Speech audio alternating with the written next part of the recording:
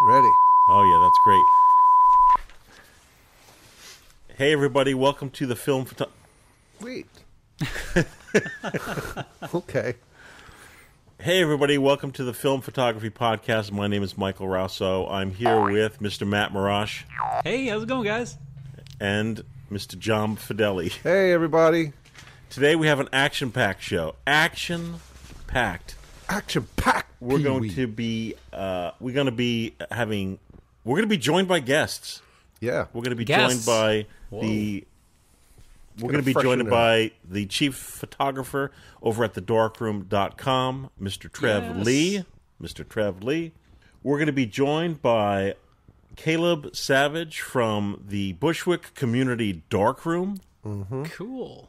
And then later on, Mr. Shawn Augustson, 4x5 large format shooter, along with Joseph Joby Brunges. Joby. Oh, sweet. Folks listening, who are all these people? Well, just stick around and we're going to find out. We'll be back.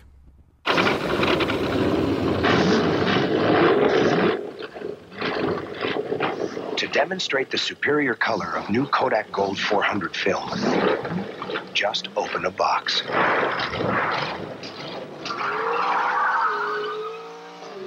It has the richest, most vivid color available in a high-speed film.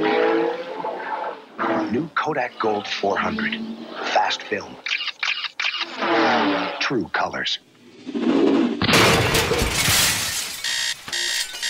Time to wake this show up. Hey, we're back. Joining us right now is Mr. Trev Lee from thedarkroom.com. For folks who... Hi, Trev. How's it going? We're doing great. Thank you for joining us, Trev. For folks who don't know, within 6 months of getting his first camera, Ohio native Trev Lee dropped out of college and enrolled in the Hallmark Institute of Photography. We have a rebel on our hands here, folks. He has been shooting film for over 10 years, a passion that grew during his time living in the Yosemite Valley. There, he used photography as a means to get to know people and encourage others to step outside of their comfort zones. That's a great topic, too. Now he sees photography as a way to tell a story and capture the beauty of ordinary life. Trev lives in Sacramento with his wife and newborn daughter, working as chief photographer at the Darkroom Lab. And you create and coordinate all social media to help build and educate the film community. Welcome. Trev, also for social media, there's the very popular at the Darkroom Lab on Instagram. How's it been going? Yeah, how are you navigating this whole thing? It's a day-to-day thing, and it's interesting because I already work remotely, as you read in the bio. I'm in Sacramento, and the Darkroom Lab's down in San Clemente. So I'm already working remotely prior to this. I'm always communicating with Keith and Phil and getting their updates and what's going on, and then communicating that via social media. But they're working really hard. It's a day-to-day thing, and constantly adapting for the past 2 months and trying to keep their workers as safe as possible. They're basically working around the clock to keep up with backlog, and we've been temporarily suspending some services like cartridge film and disposable cameras, but that will, of course, come back once we're at full staff and are able to do that. But yeah, there's been a lot of challenges. I can go into that a little bit more if you'd like. Why disposable cameras? They're more labor intensive, and they're not our bread and butter in the sense of true 35 millimeter and 120 that's coming in. That's just more streamlined for us, and our lab's set up to do that more effortlessly. Our workers are they are working around the clock to spread out our staff so they're not bunched up, and we're giving them safe space. As many as possible are working remotely. They have their own keyboards, their own mouse, all their different own stuff, so they can keep that clean, and we're not passing like germs or anything like that. But yeah, they have a great plan. They're doing well. Have you guys noticed an uptick in certain types of film or certain services you didn't think you would during this time? Not any specific things, but one thing we have seen an uptick that's surprising is we expected new customers that have had film developed from other labs because like other labs might not be open right now. We expected that, but something we haven't expected is a lot of people shooting film for the first time ever, which is very interesting and really cool. And I think a lot of it's just, the social media world, like you guys, what we're doing. A lot of individuals out there are spending a lot more time. They might be into photography and stuff like that, and they're seeing some people that they may follow on social media shooting film, and a lot of crossover photographers that are doing digital and film might be talking about film. So then they're like, I'm gonna try it. So we've been seeing a lot more, getting a lot of great notes and little things coming in with our orders. Phil's sending me a box of customer notes and letters and different things that people send in just in support and saying, hey, this is my first time shooting film. Thanks for being open, stuff like that. For so many weeks, folks were either not working or working at home. Has that been any increase with just social media in general? Huge increase. And one of the positive things we've seen out of this period of time, it's really cool to see and to encourage people where they're at. And we've always tried to, like, we're film enthusiasts first, like majority, and I feel like that's something we both can relate to, is like we love the film enthusiast, people that are just photographing everyday life. So we've kind of had this style where, like, we're not like photograph what's around you, the people around you, what you're doing. And that's worked really well recently because most people are staying at home and limiting their interaction with like the community around them physically. So it's been fun to encourage people to get creative in their own space, to photograph the people that they are around, and to be intentional with that. And we've been seeing that happening a lot more. And on top of that, we've been doing a film photography contest that encourages that through kind of partnered with Matt Day. We're using his little slogan, Document Your Life film photography contest, to basically encourage people to photograph and share the stories of their current situation, and share that with a photo. But yeah, that's going to the end of May. Oh, how do people get involved with that? So the easiest way to do it is to go to thedarkroom.com and just click in the photo blog, and there's the top one will be our photo competition. Or if you go to Instagram, our bio link will have it. You have 3 submissions. We want them to be 1 photo per submission. If they post multiple photos in 1 submission, we'll only consider the first one. It's been going on for 2.5 months now. We have around 1,000 submissions, and we're going to go through and select a top 12, and then those top 12 will be put on our website to vote for roughly a week, and then the top 3 winners will get to first place. We'll get to select from 3 cameras, and it's a Fuji 6x9, the G3. Wow. Yeah. Nice. And then a Konica Hexar AF, and then a Canon A1. Wow. So if you win, you get to pick from those 3. Second place gets to pick from the remaining 2, and then third gets the remaining, which I imagine will be the Canon A1, but still a great camera. So I was going to ask you, like the governors here on the East Coast who keep extending the stay-at-home, will you guys be extending the deadline? Well, we actually did extend it already. It was supposed to be a couple days ago that it would end, so we extended it. So I don't know if we're extended again, but we definitely want to do. Don't enable people. Come on.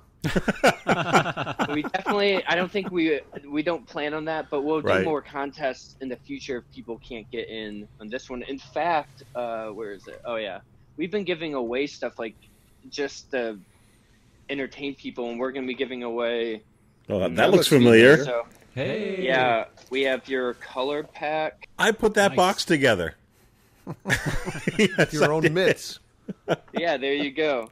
We're gonna be giving away these right here, the sample packs for Nice. you guys. Yeah, we're excited. I mean, these, they're they make it easy as a little giveaway because we don't have to. You already put it together for us, and but two, Yes. it's so cool to give this stuff away to people because especially the samplers, because most people seem to get kind of stuck in, not in a bad way, but with one or two specific film stocks and then don't venture out, which Yeah, this is a great opportunity for them to do totally. that. I never think of it that way, but I guess people have their favorites of what they shoot and maybe don't look around for other types of films. Yeah, I mean, well, I forget about it, and I think you and we could be similar. Like if you're working in the industry and you have the opportunity to shoot film often, you're like, oh, I could shoot that whenever I want for the most Yep. part. So, but like it's, like film's an investment. Like the other day I shot some Cine Still 800 or even Portrait 800. All film, it's not cheap necessarily. So like some people are worried to like invest money in something and then not know how it's going to turn out, and that's a lot of times what we're doing. It's like we almost view it as like a public service on the Darkroom when we share creative effect film, like the Yadicas and stuff like that. We're not saying you should love it or you should hate it. It's just like, this is what it is. So if you shoot it, you know kind of what to expect, because we Right. don't want you to be disappointed. We want to know kind of what you're getting into. So the money that you pay for it is, you're happy with your results. Yeah. If I could compliment you, you are doing an amazing job with this Instagram. It is so active. There are so many comments. People are just so involved with it. It's so great. It's really a wonderful place to be. Folks listening and watching, if you're not on Instagram, even John Fedele is on Instagram these days. Hi, it's John Fedele. So there's no excuse not to be. If you're not, check it out. It's really a great platform. Trev, I want to talk a little bit to you. What these days is your go-to grab-and-go camera, and what film stocks have you been shooting lately? I mean, my grab and go would be a Nikon FM2. Like that's Nice. I just love that camera, and I'm working for the Darkroom. I'm always shooting a variety of cameras, which can get kind of convoluted, where I'm like, I have a bunch of cameras and a bunch of film, but I also shoot personally as well. So like, I like simplicity, and I'm always trying to find the perfect camera for me. And I feel like the FM2, I love SLRs, and then I love that it can shoot up to a 4,000th of a second, so I can shoot wide open in daylight, and it's just small, reliable. I have the 50 millimeter pancake, like 1.8, Nice. and then I have the 24 2.8, and I'm normally not a wide shooter, but for some reason I love wide on manual focus cameras. Like for some reason I don't like it the same way as if I'm shooting like an autofocus. I have my end all film would be Portrait 400, but that's very common for a lot of people. I mean, like my end all film is Portrait 400. I just love it. But I would say black and white, I feel like I have a unique favorite film, and for the most part, and that's T-Max P3200. Oh, that is a unique one. So that, I just love that film. Like I do like Triax and but it's just like, I like that film P3200 because it's just every day, all the time. I shoot it indoors. It's great for documenting my family and my daughter. And if I happen to walk outside, it's still pretty good outdoors, especially if I can shoot at 4,000th of a second. I'm not shooting like f/22. But yeah, I love that film. And then I've been shooting with Lomo Chrome Metropolis. Nice. Okay. Yeah. I haven't broken into that yet It's for some reason. you were involved with the Kickstarter. Yeah, I got the 120 and 35, but I haven't checked it out yet. Yeah, good. It's interesting film. Yeah, it's cool. The folks at Lomography constantly it seems once or twice a year are putting out special flavors, as I call them. So, do you see that your followers are they digging the specialty films, the Metropolis, the Yotica, the jazzy blues, stuff like that? It depends. The way that I use that film, even if I wasn't like working with a darkroom, is like I call them a creative effect film. I don't know if that's like the official thing, because Metropolis isn't a creative effect. I think it's an actual emulsion. Like they haven't like taken a Kodak like Ultramax and tweaked it like how like Psychedelic Blues or something like that. But I think the reason why I like it is I shoot a lot of things a lot. For instance, Yosemite, I used to live there and I go there a lot. So I don't want to take the same photos with the same stock all the time. So every once in a while, I'm just like, I'm putting Lomochrome purple in there. I'm going to change things up. And it's fun to see people's reaction to something that they see a lot in a completely different look. So that's where it's fun and where I encourage people. It's like, if you feel stuck in a rut with like what you're photographing, maybe try something different. Right. Like you guys are sending that low ISO or have that low ISO film, and we're gonna be shooting some of it soon. That's completely outside of the box for what I would normally do. I like higher ISO stuff.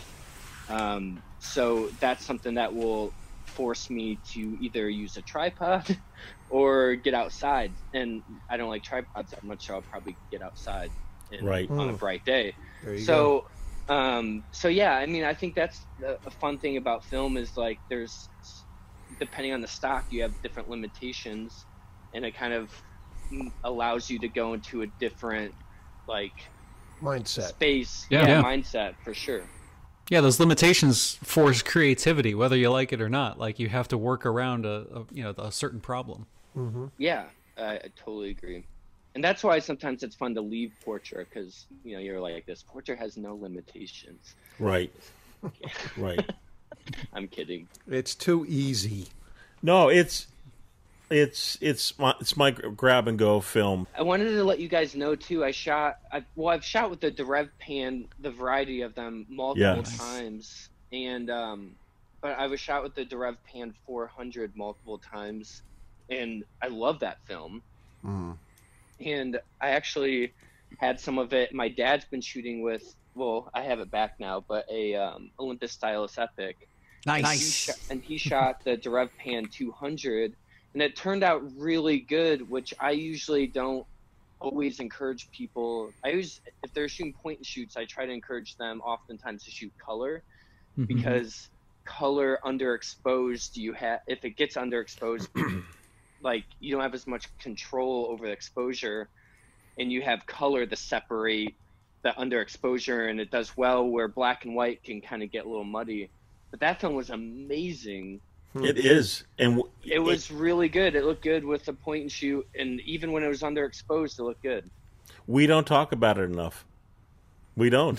This is probably the first time that we've talked about Trev pan black and white since the dark probably room, the Paideia, yeah, the darkroom shindig last year. So I'm really happy. We spent months testing that film, so I'm very happy that the results have turned out to meet your expectations. It's a great film. It really is. No, it reminds me of the way, like, oftentimes of people asking for comparisons, and it kind of reminds me of, if I were to compare it to a popular, well-known, I would say T-Max in a way. Like, it has kind of like the nice pop, but with a little more contrast. In my experience, I can get it for cheaper, and it looks really good. I like it. Matt, you've said this so many times. Find a film, shoot a few rolls, so you get a sense of how you feel about it. It's hard to do a one roll review. So. Yeah, it's really, it's a balance too, because like I totally get Trev's recommendation of getting that sampler pack, but it's like, no matter, I don't know, like when you get started, I did like a film of the week for a long time. And if I didn't have maybe 6-10 weeks of shooting the same thing over and over, doing a film of the week just felt like shooting in the dark. But when you have that base to work from and that confidence, then yeah, go for it. I mean, there's so many good films. That is a very good point. I mean, that's a lot of times, I guess it depends on how you shoot, but a lot, like if I have a friend who's really serious or someone's asked, like I have a friend, my friend Travis, who lives in Yosemite, and he's like, what should I shoot? And he's trying all these different black and whites. And I was just like, pick one, especially with black and white. I think black and white's one to stick because you have to figure out how, like, your exposure and, like, I feel like black and white film can be way more unforgiving than color film when it comes to underexposure and, like, if you mess up. So yeah, I would totally agree, especially with black and white, to stick with one for a bit. Is there any word from HQ, the Darkroom, regarding another get-together in 2020 or 2021? That's definitely something we would like to do. But yeah, there's definitely a possibility of it happening by the end of the year. And then, but we would, if we do that, we'd love to live stream it and put it out for people that can't make it. But we definitely, the answer, yes, we would love to. Phil's working on it, and I'm almost know as much as you do. I hear about that stuff in spurts a little bit. But outside of that, we definitely want to keep doing stuff like what we're doing right now. We've been doing a lot of different lives, and we're going to do, like, we'd love to do another one with you guys where we just entertain people, ask questions. We've been doing the lives where the questions come up on Instagram, and we can just literally answer them right there. Like we had Beerjit from Lomo, which is a really good one. We've had Matt Day, Take Ko, Chris from Analog Talk podcast, a bunch of different stuff. So it's been cool to talk with people, to see what they've been up to, how they're getting creative. Like, what have you guys noticed that your photography has changed during this time? Especially Matt, because you shoot a lot of larger format from what I've seen. So I imagine that might be a little more challenging. It's, I don't know. I'm still getting out there. I definitely was shooting way less in the beginning, and now it's like, I got out. I think I got out of my funk finally, and I'm starting to explore a bit more. Some of the nature places I'll go to. A few of them are closed, due to distancing, but a lot of them, I was the only person there in the first place. So this the isolation kind of works to my favor for some of the things. But I am shooting a lot more. I find I start a lot more local. I'm a little more timid to branch out as far as I was before, but it's a little bit less, and there's no concrete plan for like a project, but otherwise still shooting. And now I'm doing the whole video thing again. I rebooted the YouTube, so I'm keeping busy with that instead. How about you, John? What about me? Well, I'm just doing scanning. I have such a backlog of films that have already been developed that I haven't scanned, so I'm not really shooting right now. Almost down to the end of it. So once I get to the end of it, great. Then we'll send out another package to the Darkroom. Hey.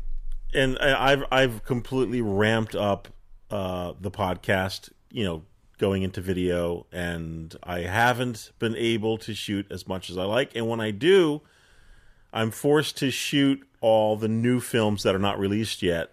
So I wish I could shoot a roll of Portra. I wish I could shoot a roll of Ektar, but I can't because I have a line of stuff that I need to test.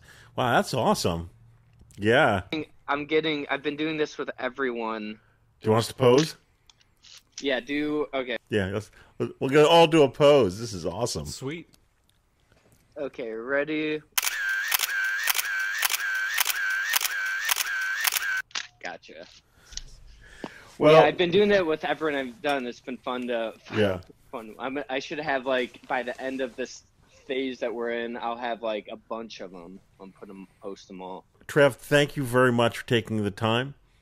And I'm hoping this is really the beginning, of a regular check-in. I would Seriously, let's do it. Yeah, I'd Yeah. love to. And a shout out to all the fine folks that work, at the darkroom. Phil and Keith, Joe, Tracy, everyone. You guys do such a fine job. And if you guys ever have any questions that are listening, send us a direct message. We treat our direct messages like customer service emails. Like we give that. Right. Well, I've been watching the news lately, and there's a little unrest. I think if you guys don't start developing 110 soon, I think there may be, a little shouting in the streets. It'll be back soon. Okay. We sell so much. We sell so much 110 film. I'm gonna be. I'm gonna do a. I'll end on this. I don't want to take up too much time. I'm gonna do a comparison of these two. Nice. That's great. My goal is, it's gonna be a spoiler. This one's gonna win, so I'm gonna do it as like a joke where I'm just like more pocketable. This. Like more like all the different things I'm going to play to the strengths, and this will get image quality, but this will this has an auto setting.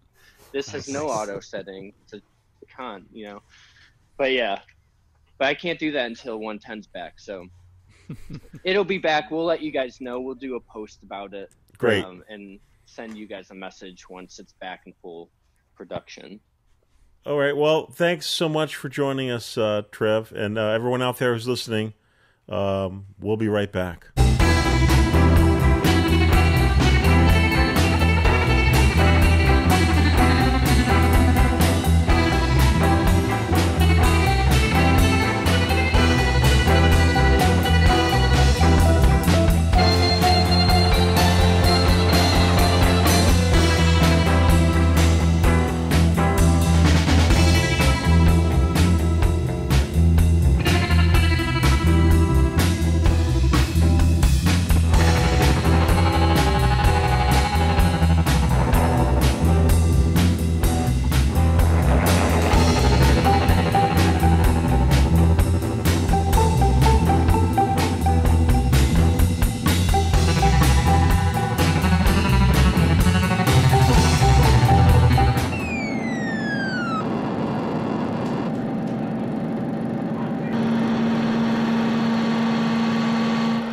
We are joined by Caleb Savage from the Bushwick Community Darkroom. Hey, Caleb. Hi, everyone. Hey. Caleb is nerd in residence at the Bushwick Community Darkroom. That is in Bushwick, part of Brooklyn, in New York. Grad student at ITP_NYU. Web developer, getmylab.online. And you are documenting PA coal communities. Yeah, indeed. I wear a lot of hats. Actually, yeah. I forgot I have a hat that says Savage in big letters right on the front, which is one of my most prized possessions. Folks listening, Caleb contacted the FPP and just said, "Hey, with all the crazy stuff going on with COVID-19 and shelter in place, Caleb just wanted to give us kind of an overview of what's going on in his film communities. How are you guys over there? Give us a little background of what the Bushwick Community Darkroom is, and tell us how's it been going during these crazy times." So for the basic background, Lucia Rallo, who's our executive director, founded the Darkroom back in 2011. She had graduated from SVA about a year before that and was like, well, what do I do now? I don't have a dark room. She saw that a lot of classmates and other community members were kind of feeling the same way. But how are we supposed to get started as artists in an analog field if we're all struggling to pay for lab rentals and struggling to build a lab in our bathroom? Like what if we came together and made something that could serve a broader section of the New York film community? So it started as a closet in Lucia's basement. It moved into half a storefront and then a whole storefront. And now we occupy the bulk of a 4,000 square foot warehouse in Bushwick. The film lab operations kind of make up the the bulk of how we operate as a business, but we also do lab rentals, black and white, color darkroom. We've also got a private darkroom and an alternative processes darkroom for mural printing and cyanotypes and other non-silver processes, all of that good stuff, as well as classes and gallery shows and all kinds of community events. So it's been a massive effort by a lot of different people to get it to this point. Everything changed all of a sudden about 2 months ago. Surprisingly, we're busier than we've ever been before, probably in large part because a lot of our competition has been forced to shut down overnight, which it's really a tragedy. I mean, we're all in this together as lab operators. There's plenty of space for all the different labs to coexist. We're sending our good vibes to all our lab operator friends who have really been affected by this. Because of how we're structured, we've been able to keep operating on kind of a contactless basis with only one employee in the lab at a time. So we're reinventing our workflows and reinventing how people get us their film and how we send it back. It's been a big learning curve, but it seems like people are really, really happy to have somewhere they can send their film or drop it off and get it developed during these crazy times. You know, Caleb, that's very interesting because I don't think most people think of a community darkroom as a place to go develop film. So you guys, in a sense, are unique. How did you, or how do you continue to get the word out that you could drop off and pick up film at a community darkroom? Like how did that happen? Word of mouth is absolutely our biggest driver of expansion. Kind of offering the drop off service started as just kind of a way to help keep the lights on, but it's really grown into being in a lot of ways the primary focus of our business, especially while we're shut down and can't have our classes and can't have our gallery shows. We're working on figuring out a way for people to rent the darkroom on a one at a time basis, like maybe just in the private darkroom, but we've got some logistics and sanitary protocols to put in place before we can get back to that. As the ecosystem keeps changing and the lab market changes from something that was, even just 5 years ago, people would default to bringing their film to a CVS or Walgreens, even though they were just sending it out to a large commercial lab someplace, just because, that was what we did in the 90s. But people are getting more excited about being part of a community of film photographers rather than just doing this for themselves on their own. The crowd of people that's getting into it is changing. Even I'm a younger millennial, as they say, but even we've got people who are younger than me and really didn't even grow up with film cameras in their lives. My childhood and elementary school and middle school was all captured on film. People whose baby pictures were taken on a digital camera are now getting into the medium. What do they do when they've got a disposable camera to develop? They Google film developing Bushwick, and then we're the first thing that comes up, and then it all kind of grew from there. Hey, if you don't mind me asking, Caleb, what are you shooting these days? Regardless format, type of film, what are you grabbing and going with? I've always been a little bit of everything, from 110 all the way up to 8x10. These days I've been gravitating a lot more towards 35 millimeter after, being into medium format and large format for such a long time. It's been nice to kind of get back into snapping with a smaller camera. My favorite camera these days is a Yashica T4 Zoom. And I got it for a crazy bargain. It goes where I go. It does what I need it to. It's nothing fancy. My real loves are 6x6 non-Hasselblads. So I shoot with a Kiev 88 and a Bronica SQ a lot of the time. But I'm very fortunate in that my day job is managing the equipment cage at the NYU Photography and Imaging Department. Oh, there you go. So I get access to all of these wonderful cameras, and I have to know how to use all of them because, students will come to me for advice. So it's always really cool. It's a great job. It's really a lot of fun.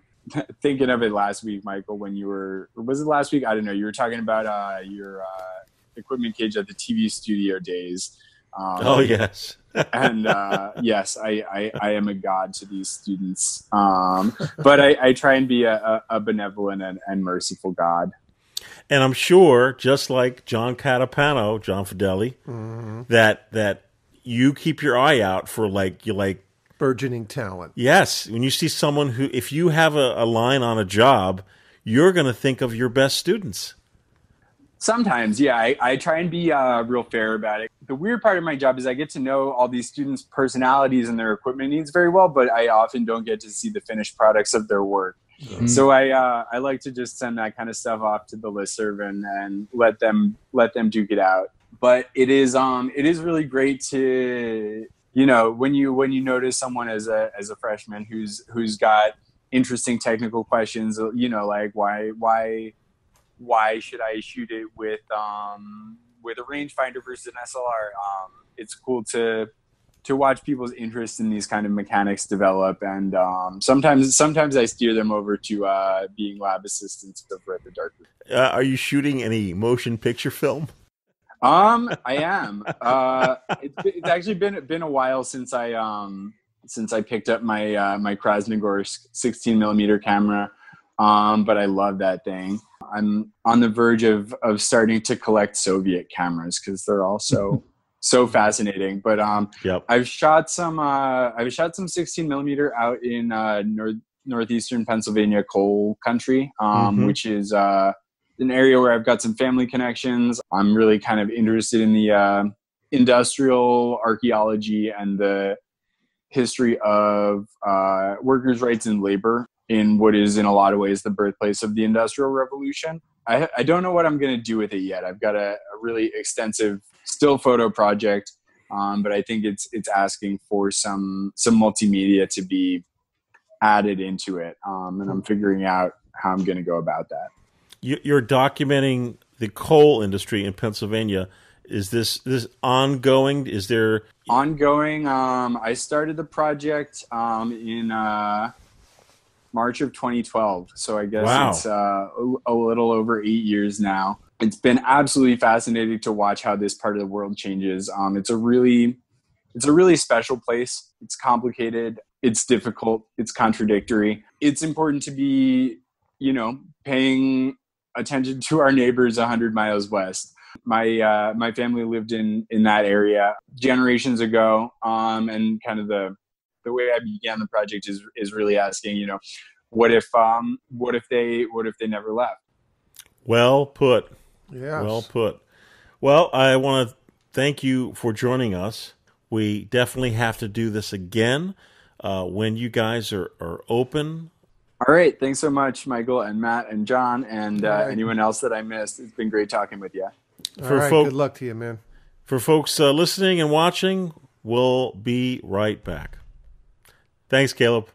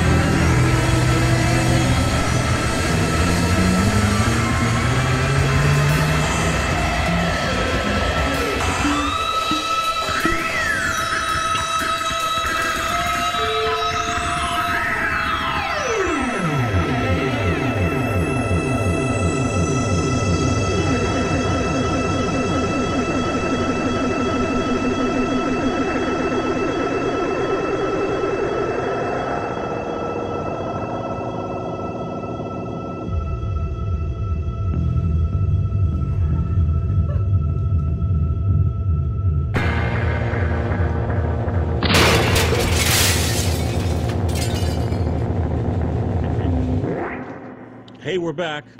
This is our mailbag segment of the Film Photography Podcast, where we talk about you folks that listen. And first, I want to do a shout out to our subscribers, our super subscribers. New people this month? Yes, this show, the Film Photography Podcast, the project, everything we do, the school donation camera program, everything is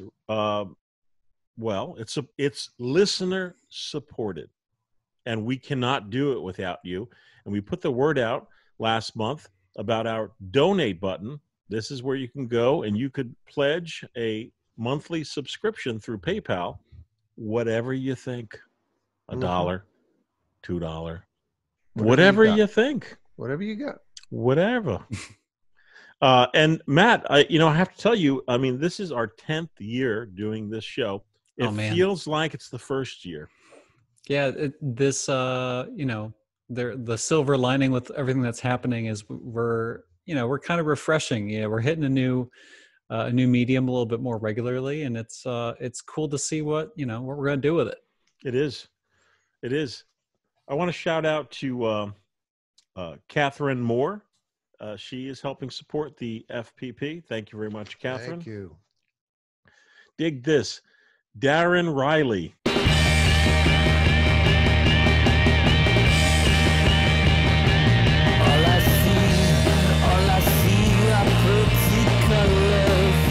Pancho? What? She misses just one garlic clove for the pleasure of smelling her fingers. Then she fries it in oil with the mushrooms and savors the smell as it lingers. Yep. Thanks, Pancho. Nice. Yeah, thanks, Pancho.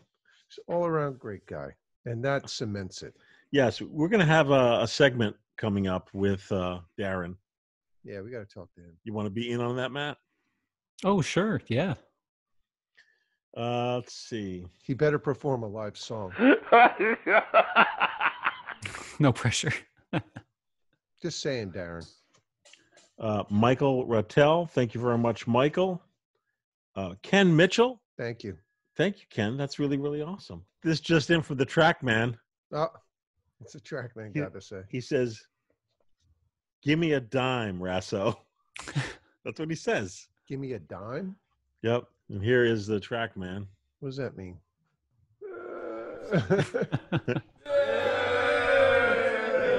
The truck man. Track hat on, Nice right? hat on. Hey, Ken, thank you very much. You're awesome. You really are. It's Matt Conover. Thank you, Matt. Appreciate that. William Hamblin. Thank you very much, William. Howard Sandler. Thank you very much, Howard. So it's lot. That's yeah, great. no, it's really terrific. Please consider keeping us going, and we're expanding our horizons. The most exciting thing is direct comments, which we never had before with an audio podcast, which is the fact that we're now on YouTube, and YouTube gets comments. So Yeah, it does. the last show, the most recent show we posted as of this recording was, I believe, FPP 252. Matt, you were part of that. Yes, sir. What do people have to say? There a lot of positive stuff. Let's see. Read the Glenn, negative stuff, too. Yeah. I'll read the funny stuff. The way it's growing, Matt's hair is going to be the first human thing to reach Mars. Let's see. Rod, I don't know if this is a ding or a compliment, but I'll read it anyway. Oh my God, you guys look as beautiful as you sound. Yeah, that's probably a ding. I know, that's fine. I'll still stick to the audio version, though, because I mainly listen in the dark room and in the bath. Okay. Oh, Yeah. Let's see. I just remembered when watching the advert, it was Kodak 127. The ads work. Oh, the ads, yeah. Yeah. Matt's information on box speeds and developing, fantastic. That's a guy who knows how to develop film. Let's see. You guys are so gosh darn, just edited, entertaining. So glad I discovered FPP. Just received my package from the FPP, T-Max, and some black and white 110. Gonna try some T-Max in the Argus C3 I picked up for $1 at the thrift store today. Oh, Such wow. an amazing looking camera. Anyway, thanks for all you do. Stay healthy up there in Jersey, from Ralph Hoskins. Ralph. And I can never find a C3 for $1. I know, right? Lucky. It's great. Let's see. John says, thanks for the video. I think YouTube is the place for it to be, and the podcast should come from that. And then thanks, guys. See you soon. Joey Covington, Andrew Meek. Thanks, guys. So no, overly pretty positive. So. Which kind of is amazing for YouTube. It really is. And, especially in the photography world, things can go south really, really quick when you start talking about, people's opinions and polarizing things. If you want to talk about a heated debate, the heated debate is the video on remjet removal.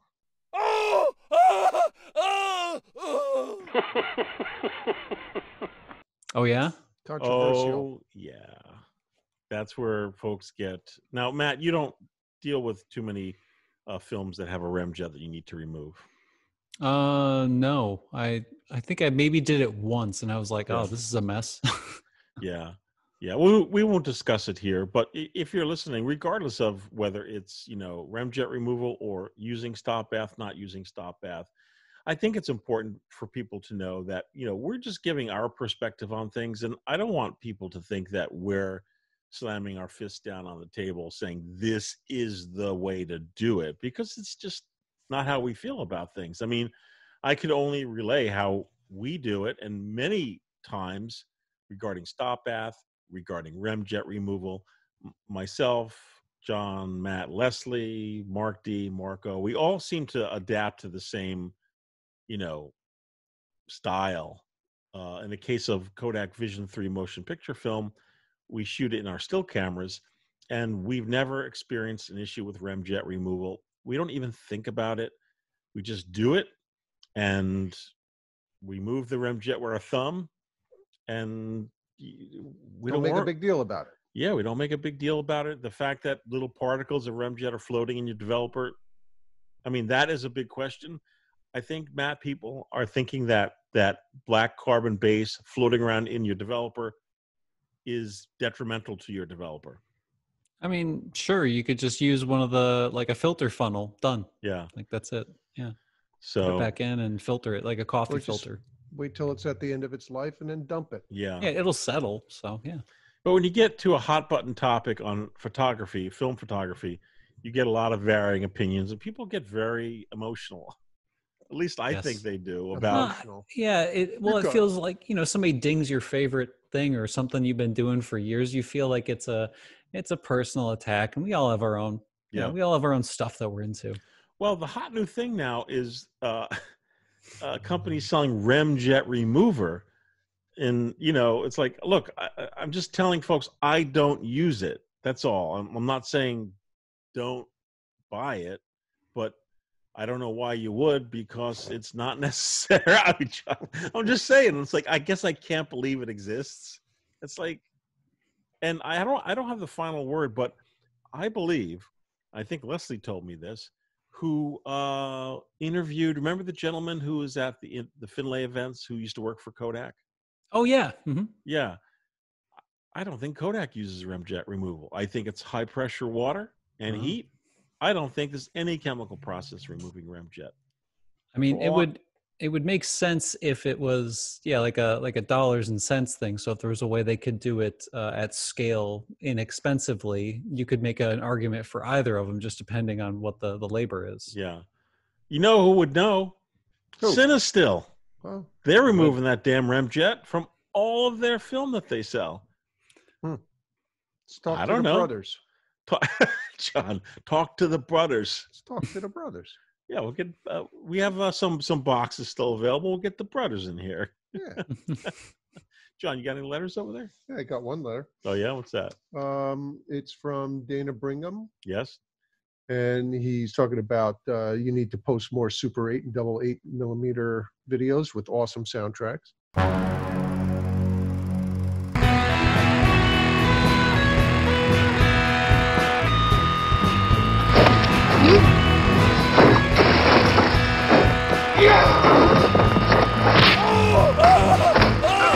Maybe you can sell some of Matt's excess hair through the FPP store.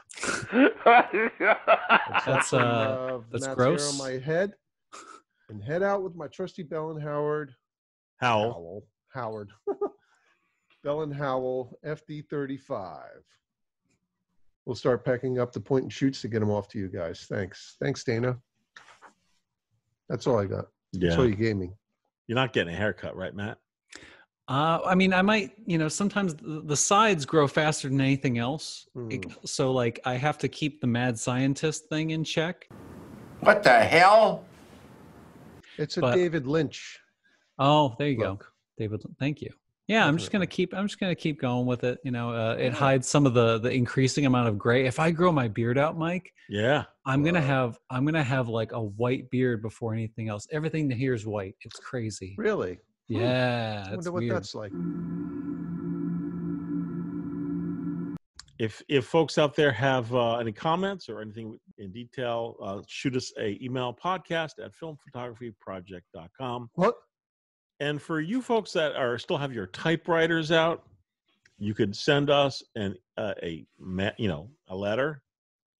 You can send us a letter. Dear FPP. That's right. When will Matt become available? He's so hot. Love you. And although I've been talking up our donation button, because you know why we never asked for donations before? Because we were always telling people to send us sugar. Yeah. Right. It's true. It's true. We're like, it was always like, we're out of treats. Oh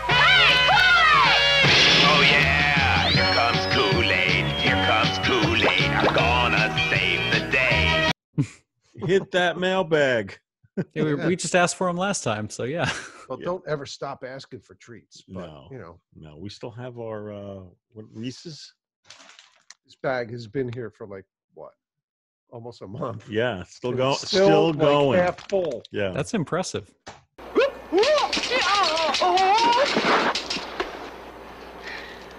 You got peanut butter on my chocolate. Well, you got chocolate in my peanut butter. Oh, so many Reese's pieces. All right, so we'll be back in a minute.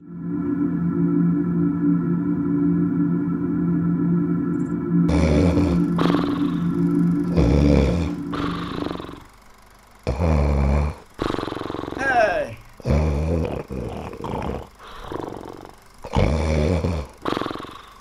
Hey, we're back. In our next, hey guys. Hey, Mike. Where you been? We have another jam-packed segment coming up. We're going to be packed, Pee-wee. Yep, we're going to be joined by Shawn Augustson and also Joseph Joby Brunges. Joby has been on this show many times. Yes. Now, Shawn, we have talked about Shawn in the past because he works with. First of all, he's in Columbus, Ohio, Matt. Yes, yeah, worked with him a lot at Midwest, and seen him here and there out shooting, and he's attended a few of the classes that we have.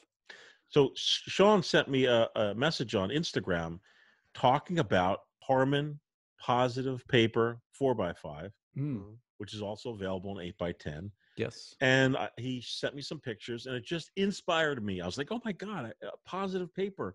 We never talk about Harman positive paper, and it's such an awesome thing.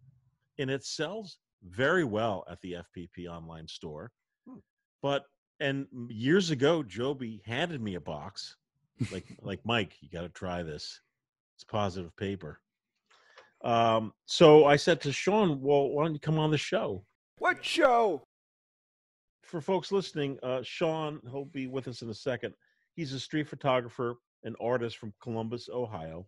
After serving his country in Iraq for 2 years and returning home with seriously injured back and post-traumatic stress disorder, as part of his recovery, he took into art therapy, where he learned he had a natural talent for painting. When a therapist recommended he try photography, he hit the streets with his camera, and over time, it helped him to reduce his stress and anxiety to the point where he was almost completely off medication.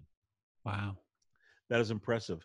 Today, he is a successful artist with many gallery showings under his belt, an avid street photographer, and he helps other vets use photography and art to deal with their own PTSD. That bio, by the way, is from streetphotographymagazine.com. I want to thank those folks. Wow. And as many times as we've had Joby on the show. What show? I don't think we've ever told people who the hell he is. Nope. Let me send these guys. Who is he? Besides Joby. Joseph Brunges is a Wilmington, North Carolina native who currently lives with his wife, daughter, and assorted pets in Walnut Cove, North Carolina. Sounds cozy. Joseph received his photographic training from the International Center of Photography and the Center for Alternative Photography, both in New York City. He first learned film photography from his dad, John Henry Brunges, while he was in middle school. He has been a guest on the FPP many times and also the Large Format Photography Podcast. He currently teaches wet plate collodion and large format photography at the Sawtooth School for Visual Arts in Winston-Salem, North Carolina. Now, folks listening, now you know who Joby is. And now you know who Shawn is. But Let's Matt, see them. Who are we? Who are we? That's the big question. Yes, John. Who is anybody? Who do you really want to know? Oh, you're Shawn. Let's let Shawn in. Let him in. Let him in. Hey, Shawn. There's Shawn. Hey. Hey. Hello. Hey, we're now joined by Shawn Augustson. Welcome, Shawn. Hi, thank you. And at the very bottom, at the anchor, is Joseph Joby Brunges. Hey, everybody. This segment started when Shawn was kind enough to send me an Instagram message talking about the Harman positive paper. That's what it's called, Matt, right? It's just Harman positive the paper. Harman direct positive. Yeah, you got it. Positive paper. Mm-hmm. And you sent me some images.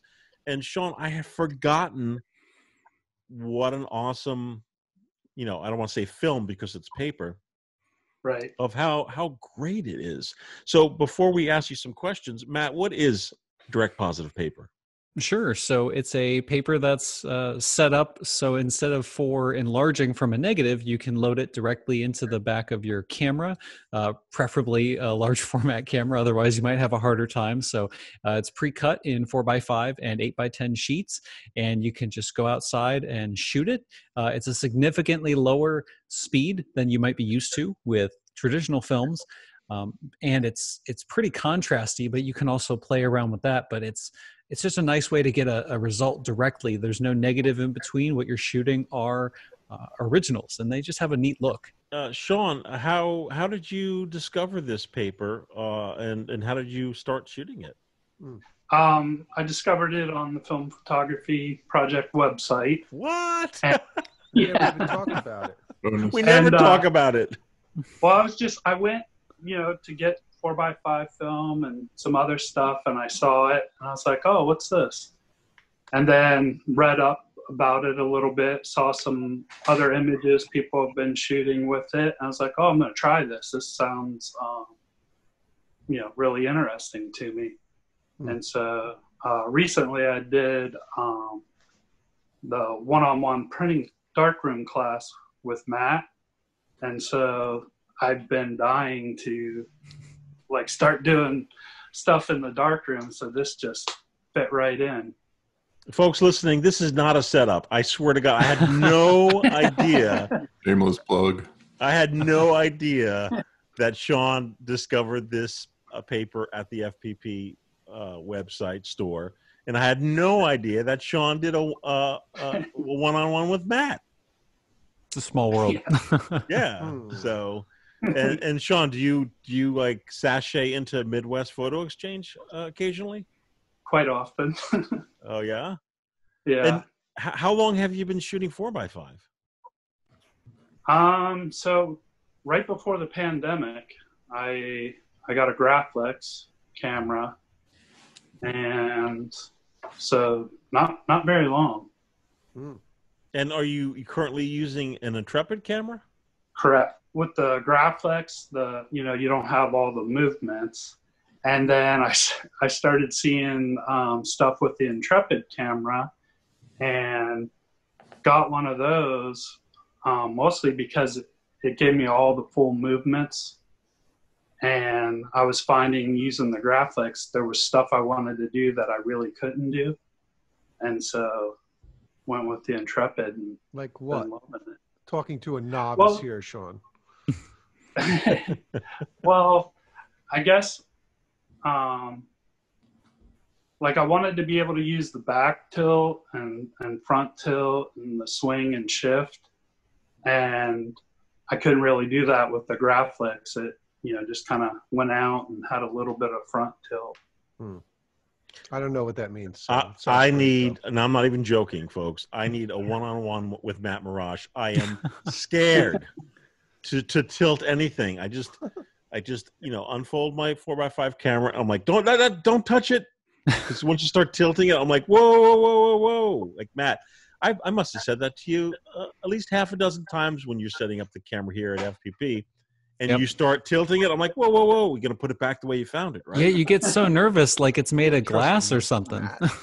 Well, it's like, Shawn, I think it's great because I, to this day, have not done like shifts and tilts. Yeah. So, did you learn that from Matt? I did. Talking to him at the shop and watching his YouTube channel and awesome. Just kind of hands-on type of person. So I just had to, try stuff and figure things out. Mike, that's one of the beauties of large format is you can shoot it completely straight like a regular camera and get exactly the results you want, or you can start moving the things around and seeing what perspective control does for things. It makes things in the foreground larger, it makes them farther away, it makes them in focus, makes them out of focus. It starts to get really interesting when you start playing around. And as Matt usually says, don't be scared. I'm hoping that some of your guys' patience will kind of like bleed through these boxes into me because I'm just so impatient. I'm just like, okay, let's get the shot. Come on. Next. Okay, great, good shot. Okay. My goal is by FPP. What's that, Matt? By FPP episode, I don't know, 350. That's my goal. We'll have you experimenting with a little bit of like tilt or something. Yeah. So, Joby, when did you first discover the direct positive paper?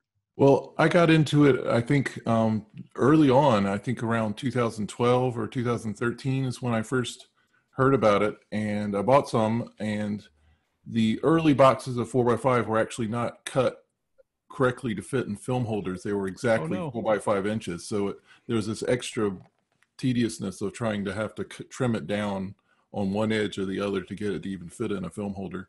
And so that was a little disappointing. And then I shot it for a little bit, probably shot maybe 2 or 3 boxes of it, and just kind of went, it was right before I got into wet plate. So the wet plate just kind of took over and I kind of dropped it. And that's why I brought you a box that time when I came to visit you guys, because I had gotten so, engrossed in the wet plate stuff. There wasn't anything else on the planet to think about at that point. So I had an extra box. So I brought it to you to play with. But that box was also one of those boxes where you had to trim it down to get it to fit and stuff. But the new boxes, they switched that very quickly. Within a year or two of them releasing it, they realized that most people were shooting it in cameras and not printing with it. And so they decided to make all the sizes fit film holders as opposed to the standard exactly 8x10, exactly 4x5. So are you saying this is a fairly new product? The last 10 years, Yeah, around 2011, 2012, something like that was when they first introduced it. Mike, I remember the first time I saw some direct positive. We were still doing, we were putting together like Flickr galleries, I think it was. I'm like, I'm looking at my galleries right now, and there's this really spectacular self-portrait of Mr. Jeremy North, and that was 2011 at one of the shows that Ilford had set up a booth, the Harmon booth, and they were doing direct positive portraits. And that when I saw that, I was like, oh, this is some cool stuff. Do you shoot it often, or how often do you shoot it? I think I've only gone through a box of that stuff. The person who keeps pulling me back into that is my buddy Stephen Takis, because that's what he did his original Brownian Motion project on, was all the Harmon paper when he could still get it in a roll. And I'm not sure if that's special order now, but I know it's a lot harder to get a hold of it outside of 8x10. Well, you mentioned Flickr. I'm wowing Flickr because Flickr. Right. Shawn, are you on Flickr? I'm not. Okay, don't worry, because no one else is. No, I'm not. They aren't. Repopulate Flickr with film shooters. I'm not trying to be a bummer here, folks, but for the folks they're dedicated to Flickr.com, they get a little upset with me if I start like, hey, but the fact is, I can't get anyone to come onto Flickr. It's a great platform, Matt. You talk about, you could set up galleries. There's all sorts of things you can do, but it's, maybe if someone's listening that works or knows someone that works at Flickr, now's the time. Get this reignited, right? Definitely. Yeah, I mean, I'm kind of a new person to Instagram, and the more I use it, the more I hate it for photography, because it's just... Oh, really? Yeah, it's just this tiny little, version of things, and being a large format shooter, posting something that small is just kind of defeats the purpose. Yeah, and a good reason, Mike. And just the whole ability to search for photographs that are of the same subject. I mean, Flickr to me was ideal because it had keywords that you could search under. It had groups that were dedicated to film, paper, lens, camera. I mean, you could look up any possibility, and it was all there. I mean, it's still a wonderful resource for that, even though a lot of people have kind of bailed and taken their photographs with them. But it's vastly superior to Instagram, in my mind. I mean, Instagram is just full of so much junk. I mean, really? Yeah, I love it. I love it. Well, Matt's not on Instagram. I'm not. I never made it. But Instagram isn't like resist it. Well, John Fedele's new to Instagram. Are you? It's a nice way to get in touch. Like Flickr is just specifically photographers and people who take photos and love photos, and the ability to look is social media and photographers. So. Right, the ability to look at a higher resolution version of it. I mean, looking at people's pictures on my phone, I kind of lessen its worth. When I can see it on my computer in a big screen, or look at it on an iPad in a big screen or something, it improves it for me.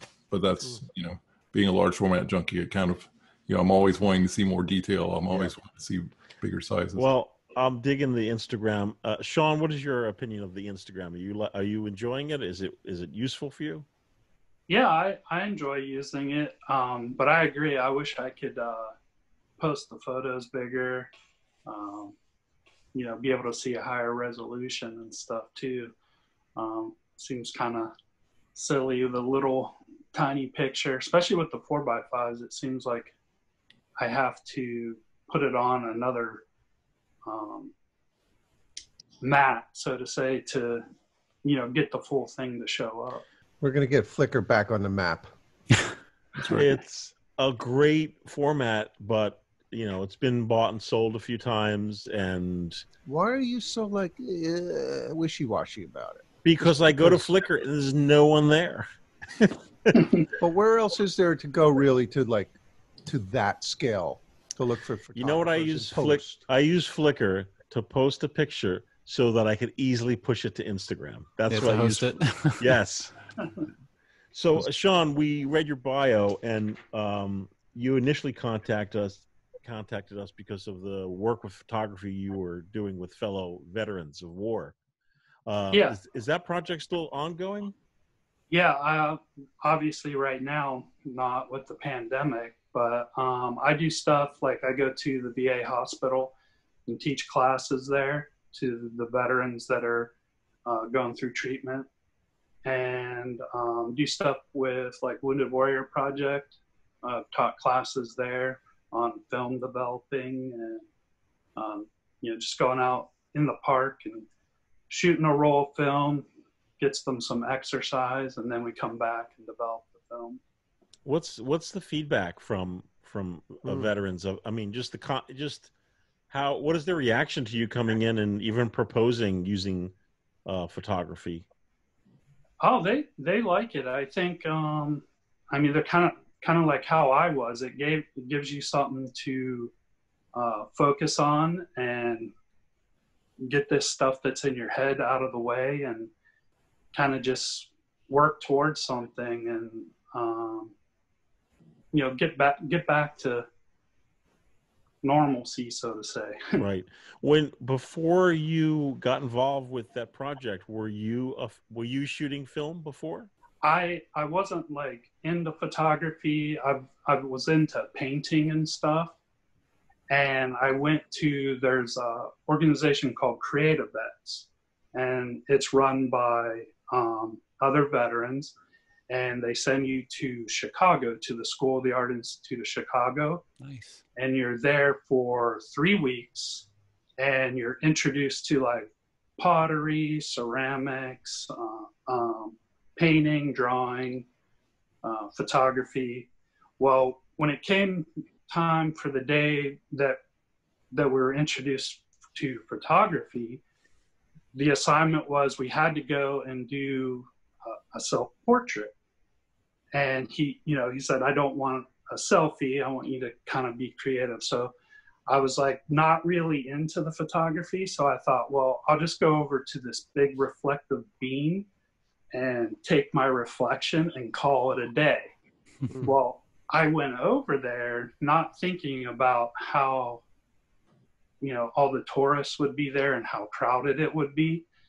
And so for someone with anxiety and PTSD, that can be pretty overwhelming. And just as I was about to like bolt out of there, I saw a guy and girl with their cell phone angled at the beam to get a selfie picture. And just as they kissed, I raised the camera and took a picture. Oh. I stepped back and then like was looking at the photo, and I was like, oh, wow. I'm like, they didn't even really notice that I did this. And, if they did, they didn't really say anything about me doing this. And so I was like, oh, I wonder if I can, get some more shots like this. So it kind of, my attention right there went from the anxiety of being in a crowd to now with this camera. And I'm like, maybe people aren't looking at me the way that I'm thinking they are. And so I wound up staying there all day, taking photos of people and stuff. And it just sparked something in me. And then from that, I, because that was a digital camera. And then from that, I just started learning about film and really got into film. I like the whole hands-on aspect of it. Mm-hmm. That's awesome. That really is awesome. For folks listening in Chicago, if you go to Chicago, there is a big bean in the middle of like a square. It's a big metallic bean, and I've been there. Matt, you at the bean? Not since I went to the Vivian Maier exhibit at the Art Institute, but yes, that was the only time, I think. Yeah. How about you, Joe? Have you been to the bean? Nope. No. Never you have one down by you? I don't think we have anything comparable. Okay. I saw a big ear of corn in South Carolina. Oh, okay. Shawn, how did you? So you started with 35 millimeter. Did that kind of sparked your imagination, and then from there you started discovering different formats of film? Correct. I saw the documentary on Vivian Maier. Ah. And I was like, oh, what's this film? What's this camera? And started searching out, got a Raleigh cord and started shooting that. And I don't know, I've went through a lot of cameras, I feel like. Yeah. What tipped you over the edge to go large format? I think because I like the negative, like the 4x5 negative is like a piece of art in itself to me. I would frame them and hang just the negative. I like them so much. And so I, just started getting into it. Matt's head is in a cloud right now because he's like, do. No, it's large great. negative. Wow. It is. Joby, when did you first discover large format? Because, Joby, were you kind of influenced by your dad and the amount of photography he was shooting? And yeah. Yeah, he taught high school photography for 30 years. So I grew up around the darkroom. They gave me a little point and shoot 35 when I was in middle school, and I used to take it to school and shoot all my friends, and I still have all those negatives, which is fun. And he would develop the film for me, but I would go in and print, in the high school darkroom when I was in middle school, and I thought that was just a blast. And then I broke a couple cameras, and my parents decided I didn't need another one, so I kind of abandoned it for a long time. And then when my daughter was born in 2006, I thought, I'm going to get a really nice digital camera, and I did that and just got kind of bored. And then bored. That's what I think I bought a Holga and shot a roll Holga and had it processed and saw the look again. I went, I've forgotten how beautiful film was, and what it was. And so from there, I went and bought a 35. I was a Canon. I'm a Canon guy. Yo, Canon.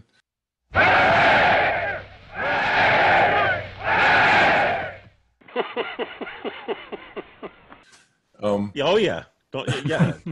Is there anything else? My dad was a Nikon shooter. My brother's a Nikon shooter. I'm kind of the black sheep.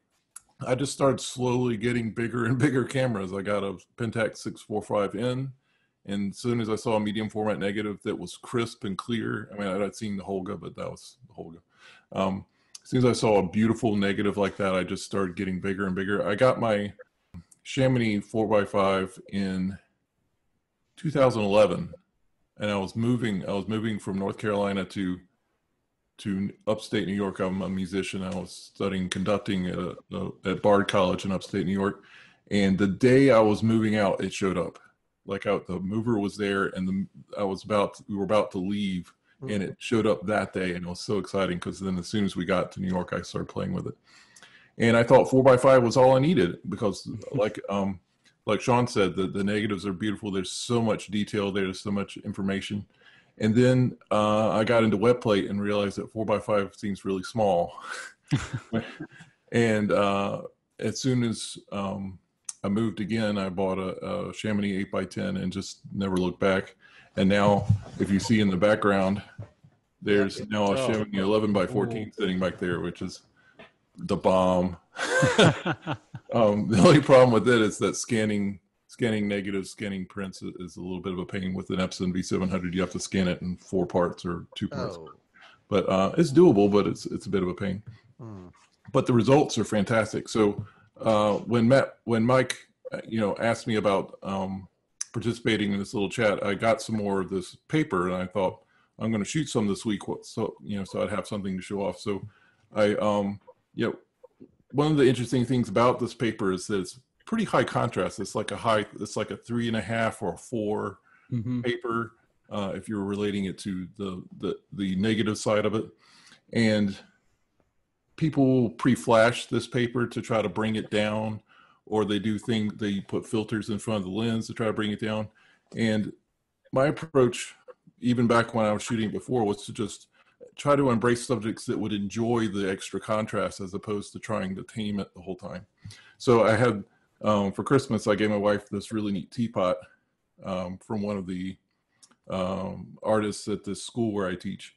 And so here's, the little 4x5 this teapot that I shot, and the high contrast just worked perfectly for it. Oh, I didn't nice. Have to, Yeah. didn't have to do anything for it. But of course, you know, I had to pull out the 11 by 14. You know. Oh man, that's a lot cooler, I think. That is. So bigger is always better, Mike. Okay, that's what I hear. Well, You're talking to the guy who's shooting, 8mm moving pictures. Yeah. Well, that was the funny thing. I was going to come on today and go, okay, I'm ready to talk about regular 8. Oh, there'll be another time for that. The paper, actually, one of the reasons I wanted to start shooting again during this is that with wet plate, you use a lot of rubber gloves, and they're just not available right now.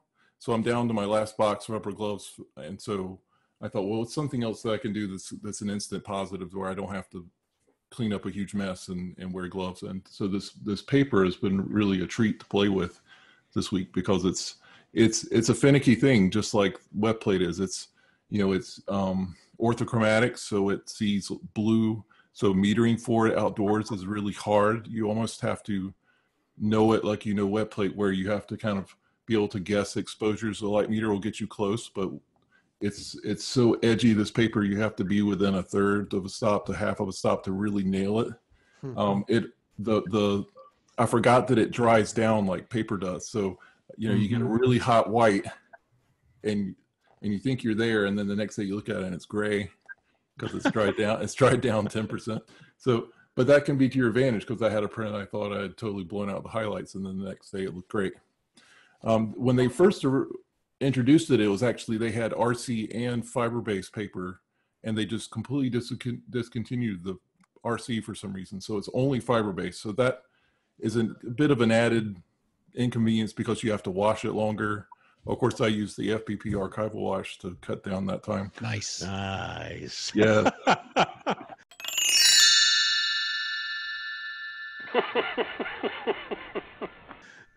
Ding. That takes an hour down to 15 minutes, which is nice. Right. And it doesn't, when it dries, it starts to curl and everything. So you have to flatten them out and press them a little bit. So there are extra disadvantages to shooting it, but it's a beautiful, beautiful, beautiful thing. And, if you want something that's a one of a kind, just kind of like one of the reasons I like shooting tintypes is it's an object as much as it is a photograph. And that's kind of what these are. They're little objects. They're one of a kinds. It makes them more valuable to me. Yeah. Hey, Matt. Hey. Why did you get Ilford on the horn? And what happened to the resin-coated version of this paper? You're talking to me. Oh, no, I'm talking to Matt. Oh, hey.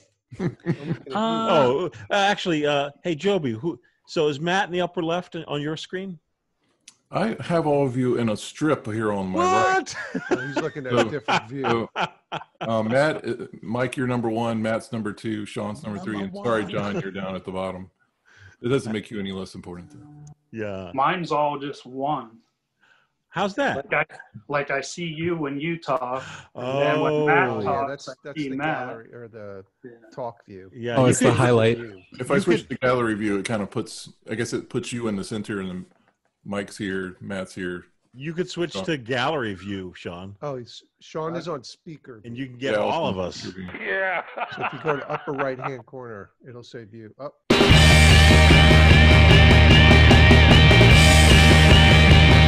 Well, I'm sorry to report that we have to go. Oh. John, what's the catchphrase? I don't know what. Oh, come on. I gotta go. Thank you, Joby. Joe knows it better. All right, forget about John. Joby, what's the catchphrase? Jordan, I gotta go. It's a good one. It is a good one. There's so many catchphrases. Who can remember them all? Folks, you can write to us, podcast@filmphotographyproject.com. Jordan, I gotta go. I really do want to hear from you folks. This is something new. I mean, Joby's kind of drifted in here and there. Shawn, you're brand new to the FPP. Thank you. Guest star. Yeah, special guest star. Thank you very much for taking the time to talk to us. Yeah, thanks for having me. And I really think it's really great what you're doing, what you've done. It's inspirational, the fact that you are bringing art to veterans. And thank you for posting that on Instagram, because I always say, photography is a great way to inspire. People are seeing pictures, and, people see something in your photography. And I always say sometimes, if you're thinking like, oh, I don't know if I want to post photography, I don't know if I want to post my pictures, people will see things in your pictures that you yourself maybe don't even see. Mm-hmm. It's such a wonderful way to communicate. But I want to thank you guys for joining us. Yes. Thank you. Thank you. Well, all right, gents. I'm going to sign off. Good to see you all. Yeah, thank you all. Okay, I'll see you guys. Right, oh, hey, Joby, thanks for the film, man. Oh, yeah. Well, I still need to kick you some money. Yeah. Oh, I switched over to FP4, and I just had that, and I knew I wasn't going to use it. So I'm glad, like you said, I'm glad it's going into someone who I know will use it. Oh, yeah. It's already half a box out. Good. See you guys.